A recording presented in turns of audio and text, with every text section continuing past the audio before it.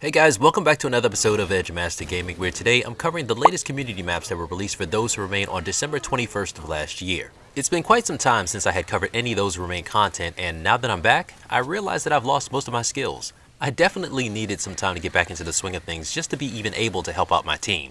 This video is going to be an honest review of the community maps where I'm going to try and cover them all in detail.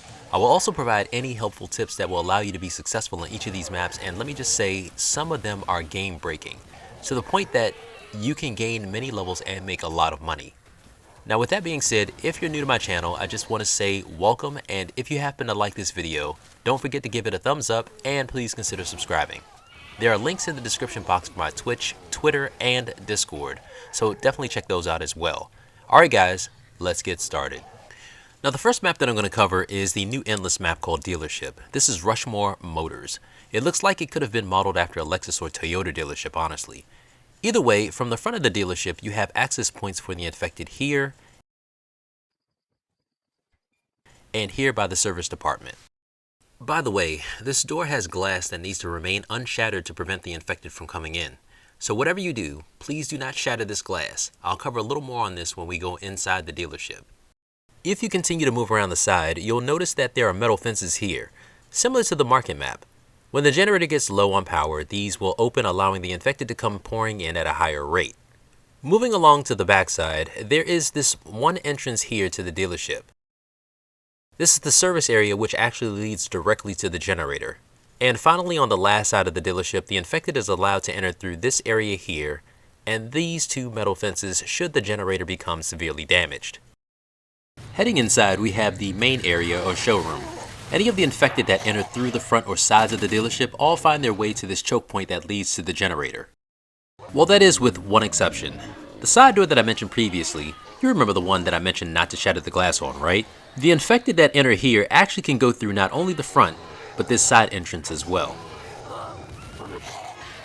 In the generator room, the last entrance that must be covered is the service area. All players cannot go beyond these cones and must fortify at these service doors. And lastly, there's a back area here from the generator room that spawns items and has a stairwell that leads up to the top of the dealership. Up here is the supply drop area for the helicopter, which, if you remember, drops every 5 waves on Endless. In addition, there are also places for you to snipe the infected if you choose. So that pretty much covers the dealership map. My final thoughts are that this map is pretty well done. I mean, it's a perfect setting for an Endless map. If you have a great team that knows not to shatter the glass on that side door, you should be able to get pretty far. I don't really like Endless that much because that's just me, but if you're grinding, they are very useful. One reminder that I would like to point out is to ensure that you fortify heavily inside the front part of the dealership. That burster infected is a real nuisance. With that being said, let's go ahead and move on to the next community map. The next map that I'm covering is Carnival. This map looks to be set in a beach town or city near the ocean. It's pretty open in the center and kind of reminds me of the district map. Starting from this side of the map, I'm in a park that is being used as a quarantining area. There are a few tents here with item spawns. As we move further along this side, there's an underground parking area. In here, as you can tell, the infected spawn and comes over this barricade. For group settings, I actually like this area as a camping spot. When the infected comes after you, if you stand behind this gate, this usually forms a bottleneck here for you to defend yourself with fortifications and so forth. Now, of course, you have to have a good team, which is a given, but I just thought I would mention it anyway. Outside of this parking area, just beyond another tent, is a beach that's inaccessible. And of course, you can't have a carnival without a Ferris wheel. Really quickly, there is a way to jump on this portion of the Ferris wheel that my subscribers actually found, and unfortunately I'm still unable to do this. I also don't know for sure if the infected can reach you while you're here or not. Moving further along, here you'll notice that there is a dock under the name Carnival of Freaks. It's full of carnival games, item spawns, and equipped with a stage. This area can also be used for camping as well. Going behind the stage area, if you listen closely to this radio here, it's actually playing music. Upon leaving the dock, you may notice a beach area here that leads out next to the water. If you follow the beach line, you'll find a spot that is accessible by the infected over this barricade. Next to the beach, we have the Chrispy Fish and Chips restaurant, where Chrispy is spelled with a CH. Inside, we have an item spawn area on both sides and an exit in the rear that is across from an infected spawn point. Also, there's a trick that you can do that will prevent the infected from reaching you. My subscribers actually found this, so shoutouts to them. If you go into the Chrispy Fish and Chips restaurant and hide behind this counter, the infected won't come around the counter to attack you, just as long as you remain wedged in this area. Now, I've had to hold back in order to avoid getting hit when I'm here. If you notice, the game kind of forces you out of this area depending on the direction you're facing, so you'll have to be careful. If multiple players attempt to do this trick, there is a chance that the infected will walk around the counter and attack you. Or, your teammates will blow up a bloater infected in your face. So be cautious when performing this trick. Moving on next to the restaurant, of course here's what looks like a boring corner with a shipping container that provides items from time to time. What my subscribers found is that there's a glitch here that can allow you to escape the boundaries of the map, but I warn you, if you do it, you can end up anywhere. The game may even boot you to the lobby. Either way, here it is. If you walk to this corner, you'll get sent out of the map. Here you can see that I'm walking around. You can pretty much walk anywhere on the map at this point. There are some spots that look like you can fall off, which I have avoided, but if you notice, the infected are still able to reach me. So you have to be careful. One advantage that I would like to mention is if you're playing in a group and you're running around down here, there is a chance that you can bypass the round if your team dies. And the last place on this map to cover is the Branchies Sports Bar located here next to this quarantining area. Inside the bar, there are only 2 ways in and out. So this may go without saying, but I'm going to go ahead and say it anyway. Camping here is probably not the preferred method as things can go bad very quickly. Now the free cam allows you to go beyond the scope of what a player sees when spectating. I found a very interesting part of the map that I want to show you at this time. Going through this underground garage, I noticed that there are buildings here outside of the map. Now I don't know why these are here since they are inaccessible. To me it seems like a waste of space, but hey, maybe there was a chance that this map was going to be bigger at one point. And I also even found this floating clock tower in the center of the city. It is kind of cool though. And lastly, sometimes the spectate cam gets broken when I'm on this map. I'm not sure what happened, but because it happened, I was able to spectate the cabin lobby, and let me show you what that looks like at this time.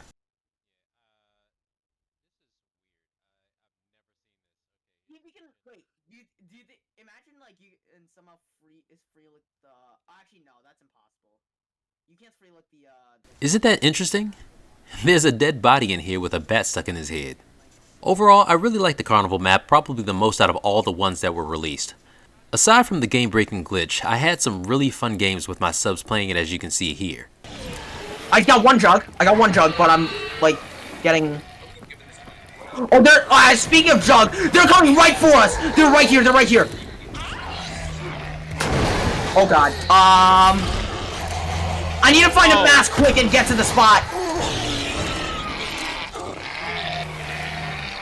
Where is he? Oh my god. Oh my god, I have a gas mask, but how do I get there? How do I get there in time? Okay, yeah, I am running around all the chaos right now. Why did I not have speed, demon? Oh, the God. one thing I didn't have was speed, demon. Oh no. Wait, are you guys dead? No. I killed there was a jug that came back in, I killed him. Thanks to my RPG. Oh jeez. No, why are they coming this way? Oh no. No! Oh no. Wait, they I heard that. Wait, was I in the wrong spot? No, I wasn't. There's no way, right? Wait, no, my spectate's broken. Oh,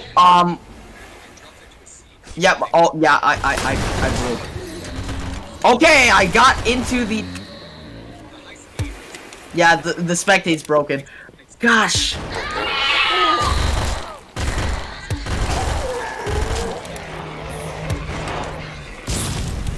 Oh, good lord. Now for the last and final map, let's check out Airport. Guys, I want to welcome you to Peak International. This fenced-in area in front of the airport is as far as you're allowed to go. Right next to this Humvee is the location for the supply drop. As we move in through this entrance to the airport, understand that this is the only way to access this building from this area. Inside this area, the infected has a spawn point just around the corner here. In addition, there's a glitch where they can fall through the floor and still chase you around. It's weird that you can see an embedded head in the floor following you. This is what they look like in the floor beyond the boundary of the building. From here, you can go up the stairs to the waiting area. At the top, as long as you have someone that's able to cover you on the other side of the airport, this can be a choke point for any of the infected that comes up the steps. This information office here behind me is probably the best place to camp when playing on a team. It's wide enough for multiple players and a few item spawns are here as well.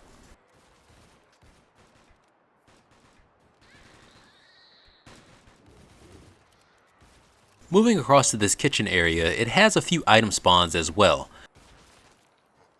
Next door over, we have a bathroom that has sinks and toilets, but no doors to access them. Who architected this bathroom anyway? I feel bad for anyone that really has to go, that's for sure. But I wouldn't try to camp here at all, as you'll notice there is an additional entrance that you'll need to cover from this side. From here, the door goes back out through a small dining spot. And here we have a small bookstore.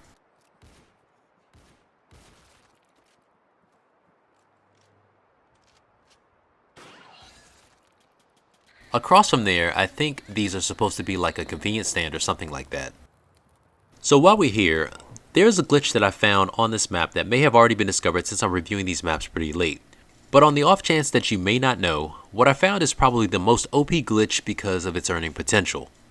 But before I show you guys anything, I just want to say that I don't know how long this is going to be available because if the devs see this, they're probably going to pull this map from the lineup until it's fixed.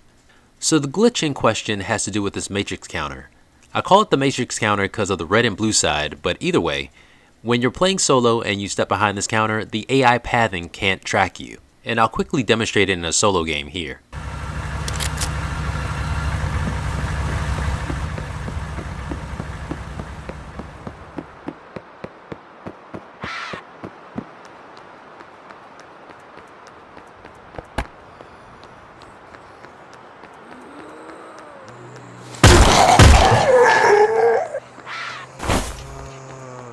All you need to do is start the game and run behind this counter and you won't be attacked.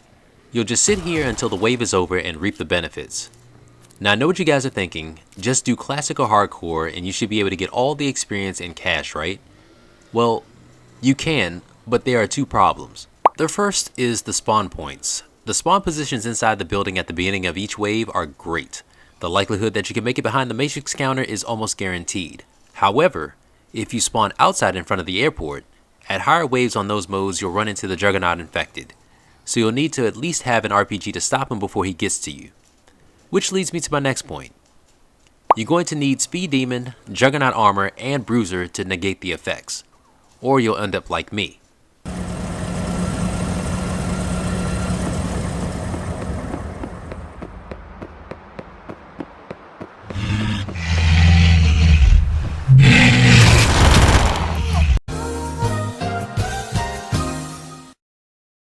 And that pretty much covers the waiting area.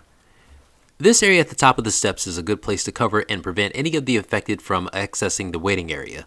If both teams can cover each side, then survival is pretty much guaranteed. Well, that is if you're playing regular mode. Classic, maybe. Hardcore, I'm not so sure.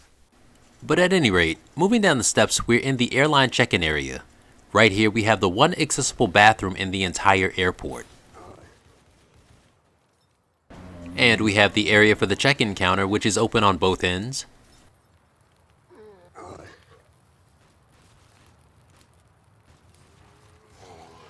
Right across from the check-in counter is the security office. I thought at one point that you could use this as a camping spot, as this is the only point of entry. But the entire team couldn't sit here, that's for sure. A couple people could stand watch here and pick off any of the infected that enter. With the right fortifications, of course. I feel that this spot has more spawn items than the camping area upstairs. Maybe I'll play with a group and test that out later. And finally, beyond the security checkpoint is the final spawn entry point for the infected. While I was in the free cam, I took the time to go across the runway. I found this empty building here which is nothing special. The only thing that I would really say is that for an international airport, there should be planes somewhere around here, but of course I'm just being picky. Overall, I like this map. I think that it's fun and not because of the glitch, but it's cool once you get used to it. As I mentioned, I like Carnival more for team play. It's more open and enjoyable. Well, that's going to do it for this video, guys. Please leave a comment down below if you find the information in this video helpful. Also, if you liked it, please hit the like button and definitely subscribe, as I always like to provide helpful and entertaining content on my channel. And as always, guys, remember to have fun, take care, and God bless.